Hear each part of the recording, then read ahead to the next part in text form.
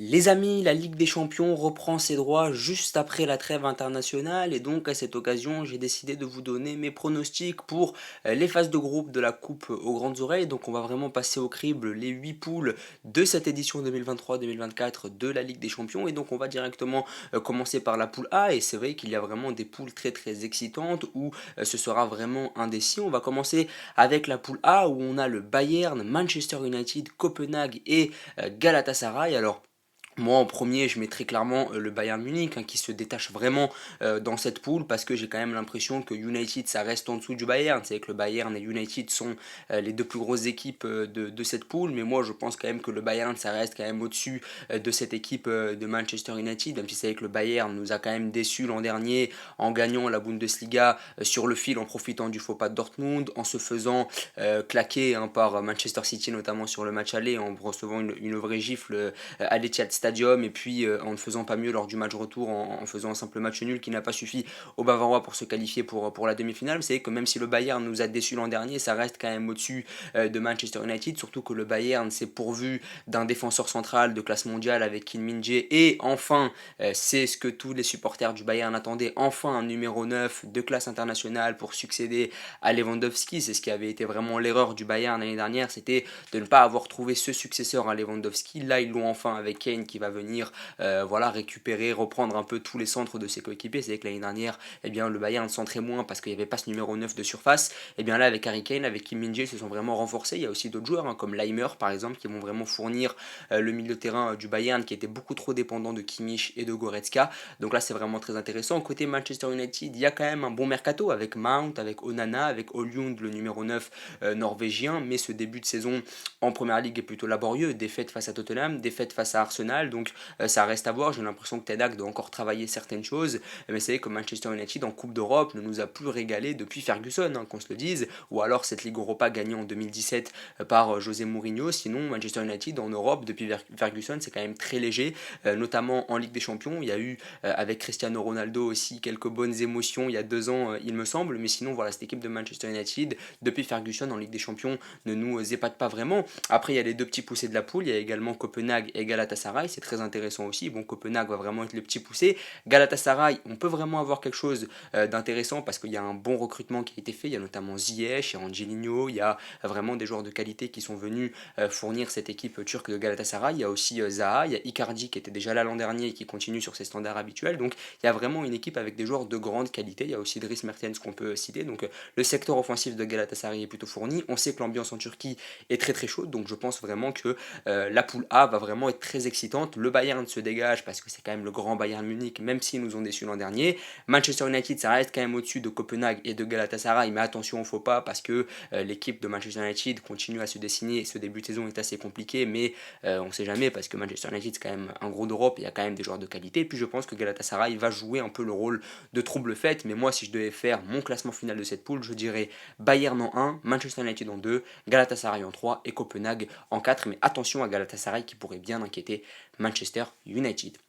La poule B maintenant avec Arsenal, Lens, le PSV Eindhoven et Séville. Alors notre club français, moi je suis très chauvin donc j'espère toujours que les clubs français, hormis le PSG et Lyon, iront loin en Ligue des Champions. Et du côté de Lens, j'ai vraiment envie que cette équipe aille loin, mais on a du mal à y croire. Même si c'est vrai que Lens s'en sort plutôt bien, c'est vrai que ça aurait pu être vraiment pire pour les hommes de Francaise, mais j'ai quand même l'impression que les adversaires sont beaucoup trop costauds. Mais je pense que les Lensois étaient prêts, quoi qu'il arrive, à être le petit poussé de leur poule, peu importe la poule qu'ils auraient tirée, ils auraient été de toute façon toujours les petits poussés de leur poule. Là, on a Arsenal, PSV, Séville, même si ça aurait pu être pire. Je pense quand même que côté Lensois, on aurait peut-être préféré tomber dans la poule du Real et de Naples pour le prestige, parce que quitte à finir quatrième, autant finir quatrième dans une poule de prestige. Mais c'est que cette équipe de Lens, je pense vraiment que ça va finir quatrième, même si l'objectif non dit, c'est vraiment de finir troisième et d'accrocher l'Europa League, parce que ça me paraît quand même compliqué de viser les deux premières places. Je vois quand même Arsenal qui se dégage vraiment de cette poule. Arsenal qui nous a vraiment enthousiasmé en première ligue l'année dernière. On a hâte de voir les hommes d'Arteta sur cette Ligue des Champions, le grand retour d'Arsenal en Ligue des Champions. Le PSV Eindhoven que j'ai beaucoup aimé en barrage, notamment face aux Rangers, où ils ont vraiment fait un festival offensif, notamment sur le match retour, qui est champion des Pays-Bas l'an dernier. Donc j'adore cette équipe du PSV, il y a vraiment des joueurs de qualité. Il y a Sangaré, il y a Bakayoko, il y a Luc de Jong, il y a Noah Lang aussi, qui a signé l'été dernier en provenance de Bruges. Donc il y a vraiment une équipe avec de fortes individualités, une équipe qui est un mastodonte de son championnat, qui est aussi une équipe historique, parce que le PSV c'est quand même une équipe qui a une histoire assez, un club qui a une histoire assez chargée. Et puis il y a le Séville FC qui est évidemment une équipe toujours très intéressante en Coupe d'Europe, moins en Ligue des Champions, plus en Ligue Europa. Donc au moment de faire mon classement, j'ai pris ça en considération, surtout que Séville est dernier de Liga à l'heure où je vous parle. Donc la saison du FC Séville est très laborieuse. Je pense qu'Arsenal finira premier de cette poule, le PSV en deuxième, Séville en troisième parce qu'ils vont encore faire valoir leur réputation de troisième en Ligue des Champions, reversée en Ligue Europa pour aller gagner cette dernière, et puis Lens parce que en dernier parce qu'il y a un trop gros fossé avec les adversaires, même si évidemment sportivement ça aurait pu être pire. Pour le prestige, les Lensois auraient peut-être voulu être dans une poule un peu plus relevée, mais je pense quand même que Lens ça reste en dessous des trois adversaires que je vous ai cités. Arsenal en 1, PSV en 2, Séville en 3, Lens en 4. Je pense qu'il y aura une bataille pour la deuxième place entre le PSV et Séville, mais je pense qu'Arsenal est largement au-dessus de cette poule, que Lens est largement en dessous, et que le fait que Séville soit en crise, le fait que Séville ait une certaine réputation de finir souvent troisième pour aller en Ligue Europa, aura raison des Andalous. Je pense que le PSV va se qualifier parce que c'est une équipe dont on ne parle pas beaucoup en France, parce qu'on ne suit pas vraiment le championnat des Pays-Bas, mais c'est vrai que le PSV c'est quand même une équipe qui a beaucoup de qualités intrinsèques, et puis je pense que c'est une équipe de meilleure qualité que le FC Séville, tout simplement.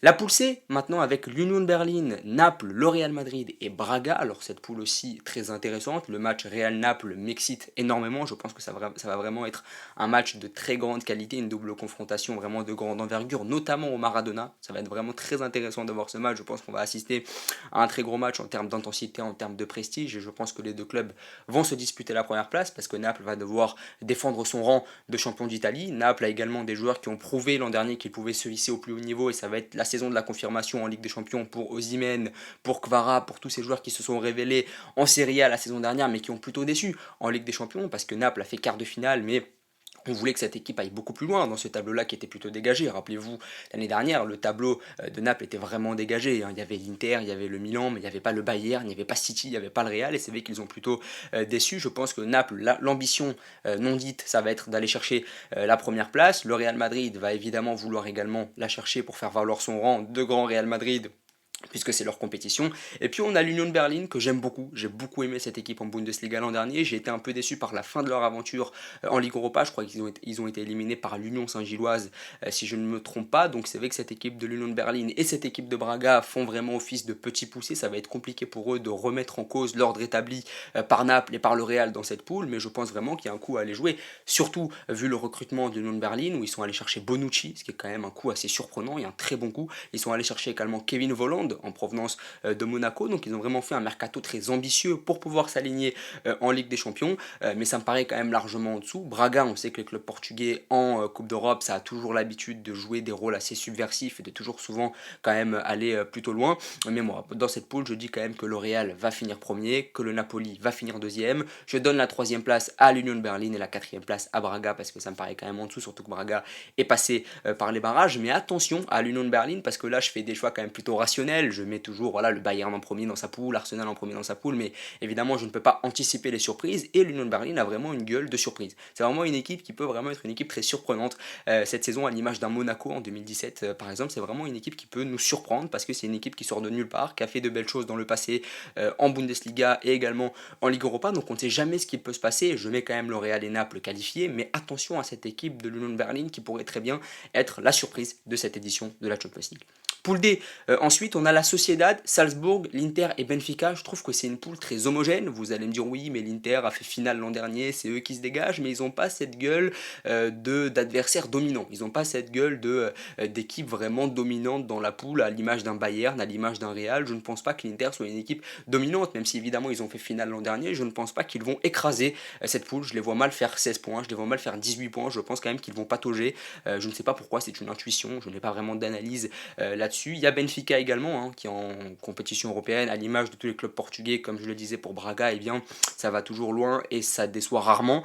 Donc je pense quand même que dans cette poule, l'Inter finira premier, Benfica deuxième, mais attention quand même à cette équipe de la Sociedad qui a vraiment des joueurs très intéressants. Il y a également eu la signature d'André Silva au poste de numéro 9, il y a Takefusa Kubo qui est absolument impressionnant depuis le début de la saison, il y a aussi une équipe quand même, une équipe espagnole, donc les clubs espagnols sont quand même aussi souvent performants dans les compétitions européennes, mais j'ai quand même envie de dire que cette poule-là, c'est une poule un peu Europa League, hein. La Sociedad, Salzbourg, Benfica, c'est des clubs, je vais pas dire pour Benfica un peu moins, mais c'est vrai que c'est la Sociedad et Salzbourg, c'est des clubs un peu Ligue Europa, mais il n'y a pas vraiment de dominant, d'adversaire ogre qui sort de cette poule-là, donc je pense que tous les clubs ont leur carte à jouer. Ça ne m'étonnerait pas que l'Inter finisse troisième de cette poule, pour être tout à fait honnête. Je vois bien pourquoi pas la Sociedad se qualifier avec Benfica, ou l'Inter se qualifier avec la Sociedad, ce qui éliminerait Benfica. Vraiment, c'est une poule vraiment très homogène, ça reste à voir, évidemment. Je pense que le Salzbourg reste quand même en dessous des trois autres équipes. La Sociedad, sur le papier, c'est peut-être en dessous de l'Inter et de Benfica, mais l'Inter et Benfica ne sont pas non plus des ogres européens, donc ça reste à voir, mais je mets quand même l'Inter et Benfica qualifiés pour rester sur mes choix rationnels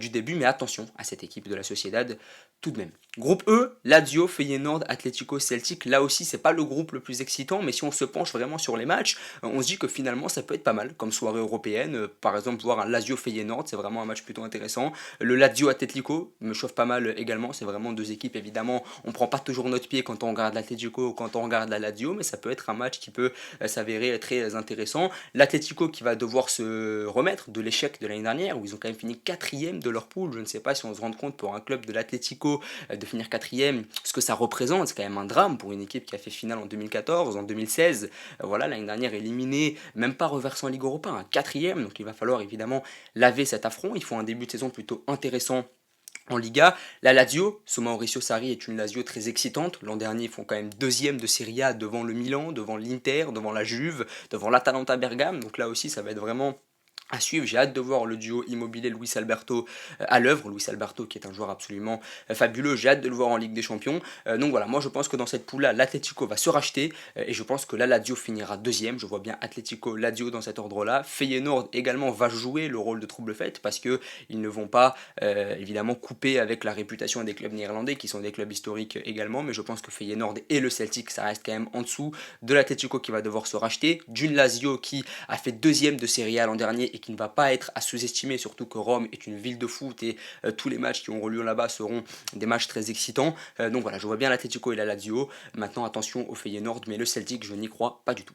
Groupe F, maintenant, la poule la plus excitante de ce tirage, ça c'est sûr, on a tous eu la même réaction lorsqu'on a vu le tirage, on s'est dit que ça allait vraiment être absolument impressionnant, hein, tous les matchs de cette poule-là. On a Newcastle, le PSG, Dortmund et l'AC Milan, donc ça va être vraiment une poule très excitante comme je l'ai dit. Moi je pense que de ce qu'on voit du PSG depuis le début de la saison, ça reste une équipe quand même au-dessus, surtout que depuis l'arrivée de QSI, le PSG n'a que très rarement déçu en poule, hein. C'est là que le PSG atteint souvent son pic de forme, c'est en phase de groupe, donc je pense vraiment que le PSG va finir premier de cette poule. Ça ne me choquerait même pas qu'il finisse avec 18 points, pour ne pas vous mentir.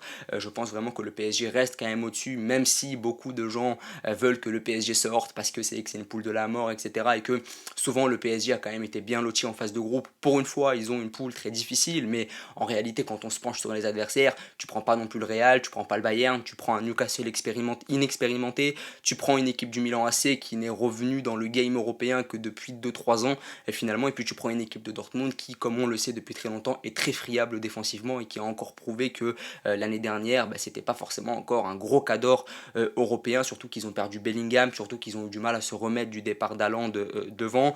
Donc voilà, cette équipe de Dortmund ne m'impressionne pas vraiment. Newcastle est inexpérimenté. Peut-être que la seule équipe contre laquelle le PSG va vraiment galérer, ce sera vraiment le Milan, parce que le Milan, l'année dernière, ça fait quand même demi-finale, mais là encore, est-ce que le Milan va inquiéter le PSG? Est-ce que quand tu t'appelles le PSG, tu as peur du Milan? Je ne pense pas. Je pense que le PSG va finir premier, mais pour la deuxième place, j'ai vraiment une énorme surprise. Je pense vraiment que Newcastle va finir deuxième de cette poule, parce que Newcastle, c'est la première ligue. Et pour moi, quand tu finis quatrième de première ligue, ça équivaut à finir deuxième ou premier de Bundesliga. Je vais le dire très honnêtement, le championnat de première ligue est tellement relevé que lorsque tu finis quatrième, cinquième de ce championnat, ça équivaut à être champion ou à être deuxième dans un autre championnat européen. Je pense vraiment que cette équipe de Newcastle va imposer le rythme d'une équipe première ligue à Dortmund, à Milan, et que ces équipes-là ne suivront pas, parce que cette équipe de Newcastle, évidemment, a connu quelques mésaventures depuis le début de cette saison. Défaite face à Liverpool dans les dernières minutes, défaite ce week-end aussi face à Brighton. Donc attention à cette équipe de Newcastle, mais ce qu'ils ont fait L'an dernier, en Première Ligue, c'était vraiment impressionnant avec Eddie Howe à la tête de cette équipe. Il y a également eu un recrutement très intéressant avec notamment Tonali. Donc voilà, j'aime beaucoup cette équipe de Newcastle. Anthony Gordon, Isaac et Almiron, c'est vraiment une ligne d'attaque niveau Ligue des Champions. J'ai pas honte de le dire. Je pense que ça peut s'aligner sur Dortmund et sur l'AC Milan, même si à l'AC Milan, il y a le facteur X Leao. Mais cette équipe de Newcastle, quand on regarde le 11, eh bien, c'est une équipe qui n'a pas forcément grand-chose à envier à Dortmund, qui n'a pas grand-chose à envier au Milan, même si ça reste quand même au-dessus. Hein. Mais je pense que cette équipe de Newcastle, cette petite fougue de l'inexpérience, ça va vraiment les aider. Je pense qu'ils vont jouer vraiment décomplexés. Newcastle ne s'attendait pas à se qualifier pour la Ligue des Champions aussitôt dans le projet saoudien, donc je pense que Newcastle va jouer décomplexé, contrairement à une équipe de Dortmund qui a déçu l'an dernier et qui doit se racheter, contrairement à une équipe du Milan qui a déçu en demi-finale l'an dernier et qui doit encore se racheter et qui doit évidemment également faire honneur à son passé européen. Donc je pense que le PSG est largement au-dessus dans cette poule, même si on essaye de nous faire croire que ça va être difficile, etc. Newcastle, je pense que cette fougue, cette jeunesse, le fait que ce soit une équipe de première ligue, donc forcément ça dérègle un peu tout, je pense que ça va les amener à cette deuxième place parce que on a une équipe de Dortmund qu'on a tendance un peu à surcoter, j'ai l'impression, et on a une équipe du Milan qui a montré ses failles l'an dernier en demi-finale. Je pense que Milan va finir troisième et que Dortmund va finir quatrième. Maintenant ça reste à voir, c'est un peu mon pari, cette poule-là. Beaucoup voient PSG Milan, beaucoup voient PSG Dortmund, beaucoup voient le PSG troisième et Dortmund Milan qualifié, mais personne ne voit Newcastle se qualifier. Eh bien moi je le dis, je pense que Newcastle peut vraiment se qualifier. Poule G, maintenant on rentre un peu dans les poules les moins excitantes vraiment de cette phase de groupe. On a City, Young Boys, Belgrade et Leipzig. City s'en sort très bien au niveau du tirage. Je pense qu'ils peuvent même envoyer l'équipe B pour cette phase de groupe. On va pas se mentir, je pense que City va finir premier et l'objectif c'est de faire 18 points. Je pense que l'objectif aussi pour Haaland ça va être de se rapprocher toujours plus du record de 17 buts de Cristiano Ronaldo et ça passe par marquer 9-10 buts dans cette phase de groupe pour pouvoir jouer avec un peu moins de pression sur la phase finale. Leipzig va devoir finir deuxième, c'est une obligation maintenant. Je pense que Leipzig va devoir couper avec sa réputation de club tremplin qui se fait soit éliminer en poule, soit en huitième. Je pense qu'avec le mercato qu'ils ont fait, avec Loukeba, avec Openda, je pense que Leipzig va devoir viser beaucoup plus haut. Pourquoi pas un quart, pourquoi pas une demi, comme il avait fait en 2020. Et puis les Young Boys et Belgrade, ça va nous donner l'occasion de voir la chaude ambiance de l'Étoile Rouge de Belgrade lorsque City va se déplacer là-bas, par exemple. Et puis les Young Boys, j'y crois un peu moins. Je pense que les Young Boys vont finir dernier.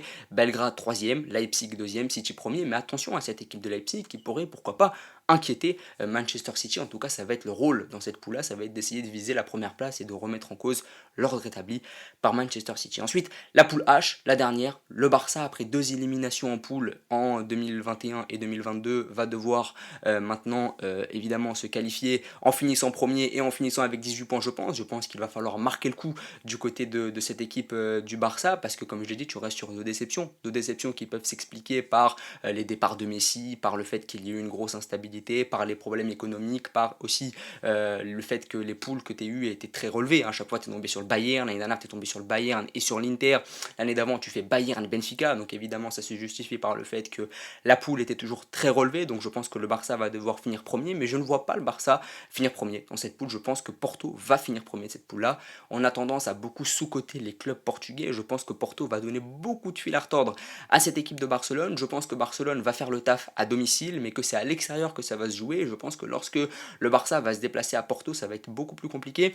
Et je pense que le Barça va peut-être mal gérer les déplacements en Belgique et en Ukraine face à Antwerp et face au Shakhtar, alors que je pense que Porto ne fera pas d'erreur en déplacement. Je pense que le Barça est plus susceptible de faire des erreurs à l'extérieur que Porto. Maintenant, ça n'est que mon avis, ça n'est qu'une intuition, mais je pense que Porto va finir premier de cette poule parce que ça va se jouer sur les matchs à l'extérieur et je pense que Porto va mieux les gérer. Je pense que le Barça va s'enfermer dans un jeu de possession qui fait que Antwerp et le Shakhtar peuvent accrocher des matchs nuls face au Barça, mais que ça va être plus dur face à Porto. Je pense que Porto va finir premier, Barcelone deuxième, le Shakhtar troisième et Antwerp quatrième. Maintenant, ça reste à voir. Évidemment, n'hésitez pas à me dire ce que vous en pensez, vos pronostics, à vous abonner, à liker et à partager. Merci beaucoup.